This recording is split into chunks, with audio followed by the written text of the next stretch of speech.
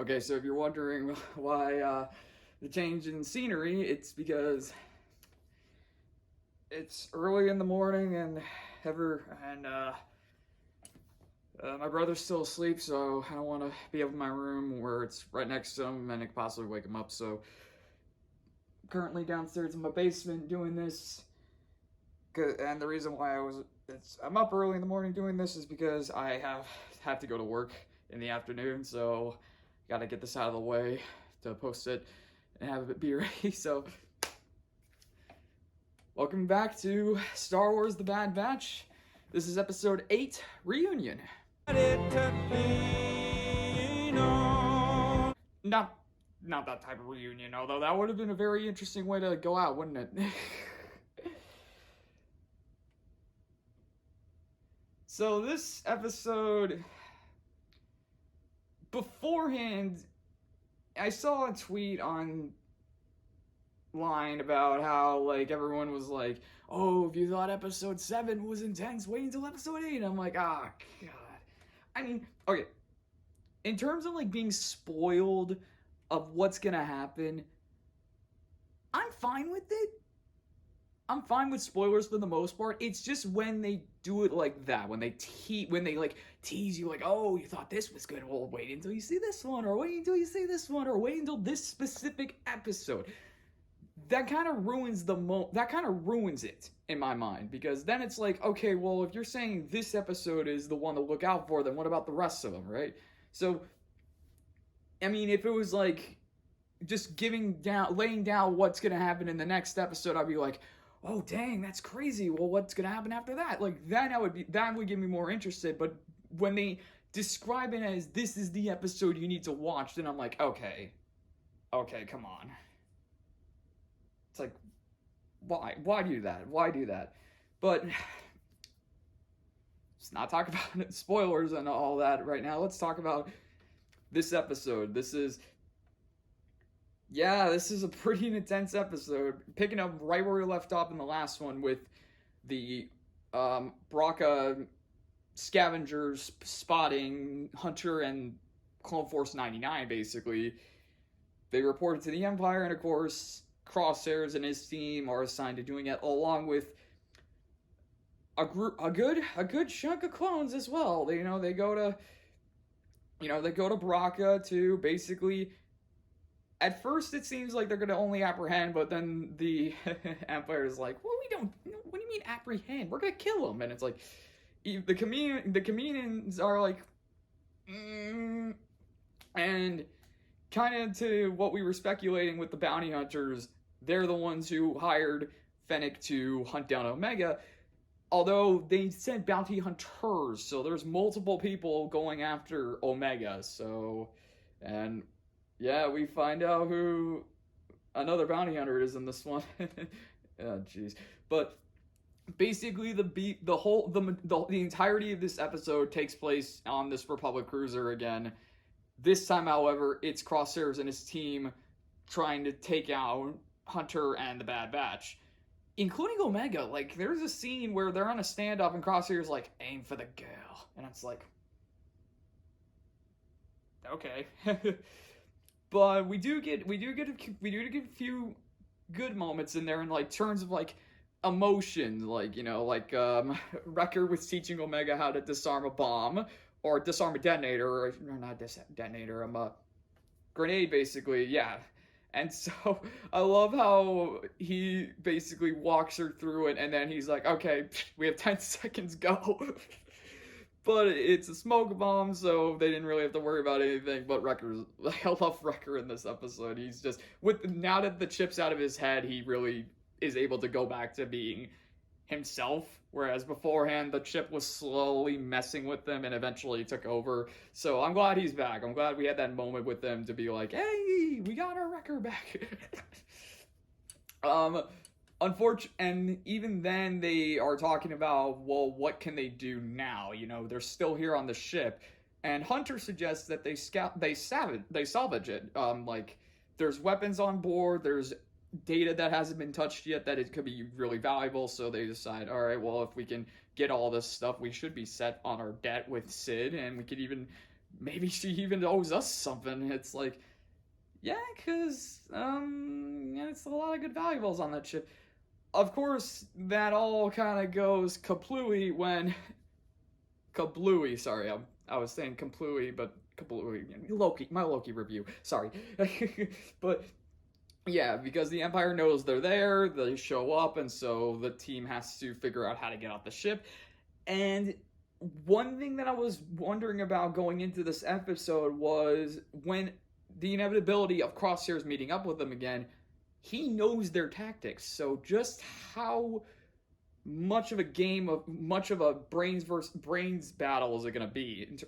Because when one of your own teammates turns against you, all of a sudden the playbook is on their side. It's like, okay. And there was that moment where I even was questioning stuff, like, because Tech hacks into the comms, and on over comms he hears Crosshairs says, corner them at the hangar, and Omega's like, oh, aren't we heading to the hangar? And they're like, well, we're not going to do that, so let's cut through the armory.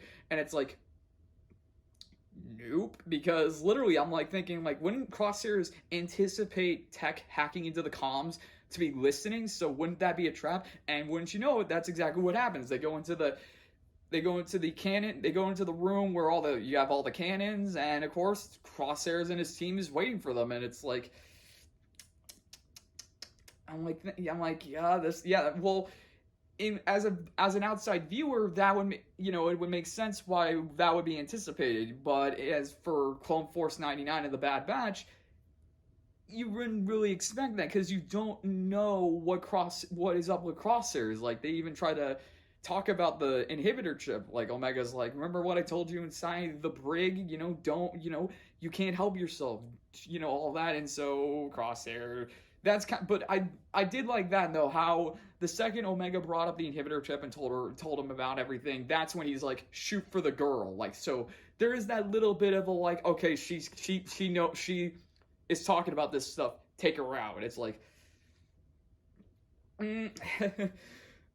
but we do get some, I gotta say, we get some really cool action sequences in this first, for at least in terms of this animation, because you're battling on a destroyed Republic cruiser where literally any explosion could cause an entire part of the ship to come down, and that's exactly what happens multiple times in this episode. It starts with them in the cannon room, and Tech's like, Echo, activate the cannons, and Echo's like, are you crazy? That could cause this whole room to come down. And Tech's like, exactly. I love that. I said it before Tech said it. I love it when I'm able to get the idea of what they're trying to do. And of course, that being like, if the whole room comes down, then they're, as long as they avoid any debris, they should be fine. And the rest of the Empire's troops should be not fine. And that's exactly what happened. And I love the way it's just like a sudden, like, they activate the cannons, and it's just like, of course it's a cannon, so you know just how powerful the kick is, but it's so sudden and shocking too. I love that when it goes off, it's just like an explosion in the room, but it's not, because it's just the cannon going off. And of course, everything starts coming down on everyone. Clones are regs, I guess, are just taken out left and right. Crosshairs, for the most part, he survives, obviously, but he does grab his head, There's a few other troops that do survive, and then Crosshairs even tries to, again, because Crosshairs knows his team, he's a few steps ahead of them, because he tells one of his troops to go to the brig, and at first I was wondering why, but then I kind of realized it when Bad Batch was trying to escape through the ion thruster, the ion engine. Like, they're going through, and he's just got this big open area. I'm like thinking, well, if the ship is like not completely destroyed, could the thrusters still work? And that's exactly what happens. Like, the Empire, the Death Trooper, I guess, like we can call him, the Death Trooper goes up into the brig and activates the thruster, and basically you're either going to be roasted alive in the thruster, or you have to go out through the back, which of course is where Crosshairs is waiting to pop anyone that comes out. And so they're seemingly cornered, but Hunter, or no, Wrecker comes up with the idea of just blowing it up. Or he's like, what about Plan 7? Or yeah, I think it was like, yeah, what about Plan 7? And Tech's like, or Echo's like, how is that gonna work here? And Wrecker's like, well, you got a better idea. And it's like, yeah, I mean, you throw the explosives around the thruster, it could cause a total collapse, and that's exactly what happens. You know, they throw all the explosives around the thruster, and it causes it to break off, and so you have the whole team just like hanging on for dear life as they go down. But another cool thing is, it doesn't break off immediately. It just like bends a bit, and of course that causes the thruster to go directly at Crosshairs and his team, and he gets. It's not that graphic in my opinion because it's at night, so you don't see the burning up that much. But just seeing like Crosshairs' reaction in his face, like he's just back against the wall that he's in, and he's just like, God, turn it off. And it's like, and then even like when you like the medical team comes in, and he's patched up, and you just, geez, you definitely can see the carnage that happened to him through his patch up, because he's in a sling, he's got half his face covered, all you see is like one of his eyes, he's got a mask on to breathe. He definitely looked like he got seriously burnt. But you didn't see it while it was happening. You really just look at the aftermath and say, holy shoot. And it's kind of crazy. But yeah, so after that, that's when the thing breaks off, and I love the teams hanging on for dear life, and it's just like going this, and then it goes this, and then it goes this, and then it splits off, and then you have Tech, Echo, and Wrecker in one of them, you have Hunter and Omega in another, and it's like, what the heck is happening? And yeah, so it just keeps going, and then Wrecker, Tech, and Echo are split from Hunter and Omega. So Hunter and Omega, they just try to get back to the ship, and then we find out they're not alone, because they get to the ship and all the clones there are dead. So obviously there's someone there, and wouldn't you know it, it's a bounty hunter. And I'll admit, a part of me wasn't surprised, but at the same time I was, because the way we left him off in the Clone Wars series, it's like, well, what happened to him? I mean, he probably will show up in Bad Batch, there has to be, right? But at the same time, it's like, holy crap, they actually put him in it! And it's like, and of course the bounty hunter I'm talking about is Cad Bane. Like, he just comes out, he's just doing his old thing, and he's like, I've killed who knows how many clones. You figure out one, you figure out the rest, and it's like, and then Hunter is even like, well, you'll be surprised. Or it's something like that. But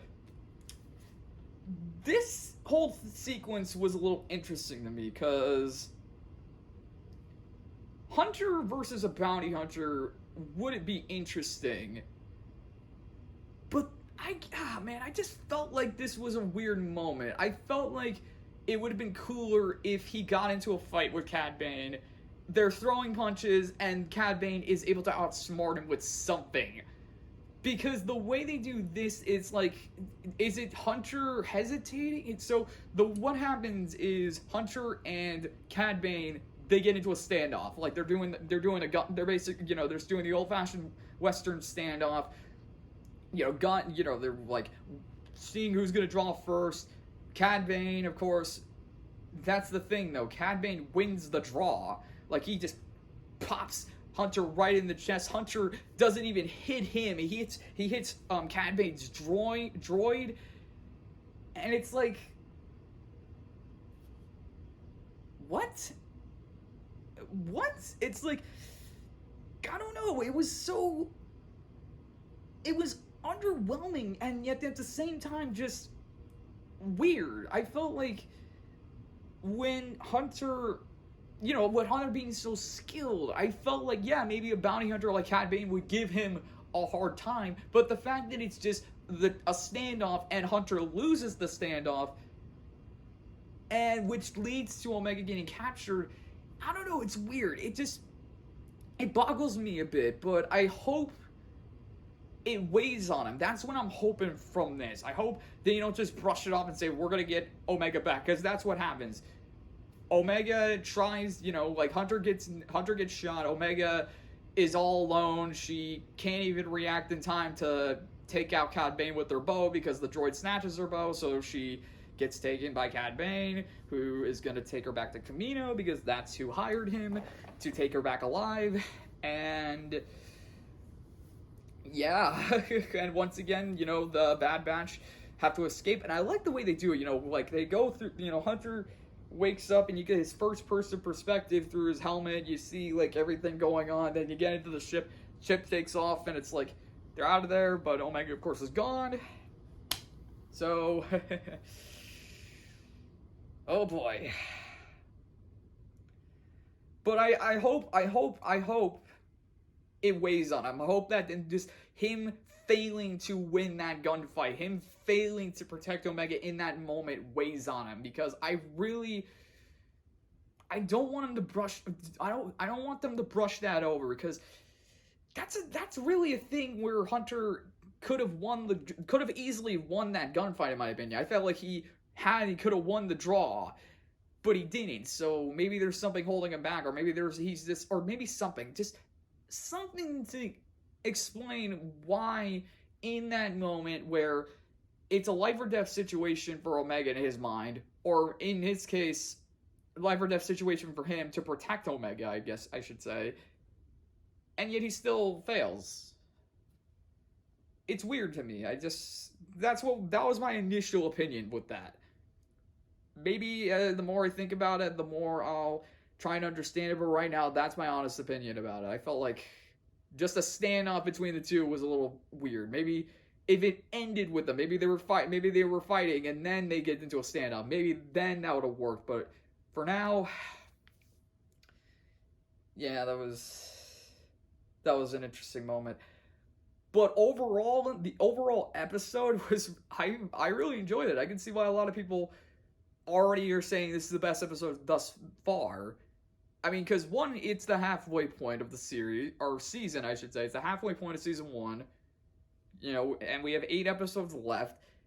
A lot did go down in this episode. It's just like, I love the way how it feels like there's so many things going on that this team can't catch a break, but at the same time, there's like breaks in between that just feel very intense. Like, you know, even though there's no clones in the area, there's no troopers around them, they're still everywhere. So you know they're trying to get out of there without getting shot or getting detected, but then they get detected again, and then they have to deal with this whole situation and have to think on their feet, outside the box. They have to go literally based off of what they have, just pure stinking luck in some situation. It's like, yeah, it's crazy. And I loved it. I loved it. But again, just the ending with Hunter versus Cad Bane, that was the only part of the episode where I was like, okay, like, sure. I mean, when Grogu got taken by the Dark Troopers at Mandalorian, that was an interesting moment too. But I mean, at least that one had more of a reason, you know, because Mando had to go fight all the stormtroopers that were coming up the hill, and he just happened to leave right when Grogu got off his call with Luke. Like, that one at least had more of a understandable oh crap moments, but I don't know. It's just me, and plus it's early in the morning, so maybe I'm not fully awake to realize the understandable reason as to why Hunter and Cad Bane's fight was a standoff. I don't know, but yeah, so alright, yeah, that's everything I got for this one. Yeah, that's everything I got for this one. So, hope you guys enjoyed that video. If you liked it, leave a like. If you want to leave a comment, leave a comment. And if you want to subscribe, subscribe. You don't have to, I'm just saying, but I'll admit, this is kind of crazy right now. You know, we're nearing 1,000 subscribers. I never thought I would say that back in February, but here we are, aren't we? In June, so. All right. All right, so thank you all for watching, and we will see you in the next video.